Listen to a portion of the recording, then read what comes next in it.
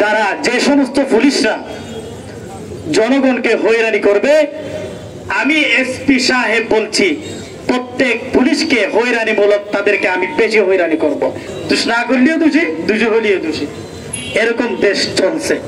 কিন্তু আমি আজকে একটা জিনিস স্পষ্ট করতে চাই, আমি জানি এবং আমরা সকলেই জানি নতুন সরকার এসেছে, মোটামুটি যারা দেশ পরিচালনা করতেছে তারা আলহামদুলিল্লাহ অনেক ভালো। আমাদেরকে আশ্বাস দিয়েছে কক্সবাজার পুলিশ সুপার, যারা যে সমস্ত পুলিশরা জনগণকে হয়রানি করবে, আমি এসপি সাহেব বলছি প্রত্যেক পুলিশকে হয়রানিমূলক তাদেরকে আমি বেশি হয়রানি করব। এটা আমাদের পুলিশ সুপারের বক্তব্য, আপনারা সবাই শুনেছেন। যে সমস্ত পুলিশ নিরীহ মানুষকে হয়রানি করবে, সেই পুলিশকে হয়রানি করবে আমাদের পুলিশ সুপার, এই বক্তব্য রেখেছে।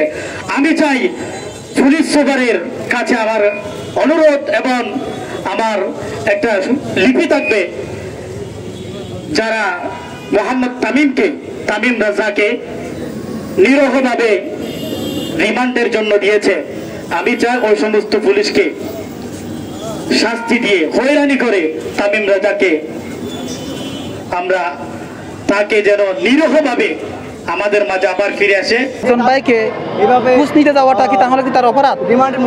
তাকে যদি অ্যারেস্ট করে নাই, অ্যারেস্ট করার পর তাকে কোর্টের মধ্যে চালান দেওয়া হয়েছে, কোর্টের মধ্যে তাকে 3 দিনের জন্য রিমান্ড আবেদন করছে। আমাদের কথা হচ্ছে এই ব্যক্তিটা যদি অপরাধ হয় তাকে 3 দিন না, তাকে 10 দিন 20 দিন রিমান্ড দেওয়া হোক, আমাদের কোনো আপত্তি নেই। প্রকৃত যিনি দোষী তাকে গ্রেফতার করা হোক, প্রকৃত দোষীকে গ্রেফতার না করে জাস্ট আই ওয়াশমূলক একটা মোটামুটি ব্যাকআপ দেওয়ার জন্য যাকে তাকে গ্রেফতার করে সেই পুরাতন চেহারাগুলো তারা আবার সামনে নিয়ে আসছেন। এখান থেকে আমরা একটা জিনিস স্পষ্ট হয়, তামিম এই ঘটনায় ছিল না, এই ঘটনার আশপাশ ছিল না, এই ঘটনার সাথে ওনার ন্যূনতম কোনো সম্পৃক্ত ছিল না।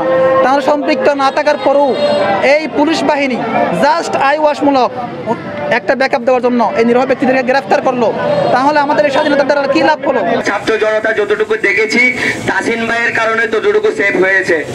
এখন আমরা আন্দোলন করেছি অন্যায়ের বিরুদ্ধে দাঁড়ানোর জন্য।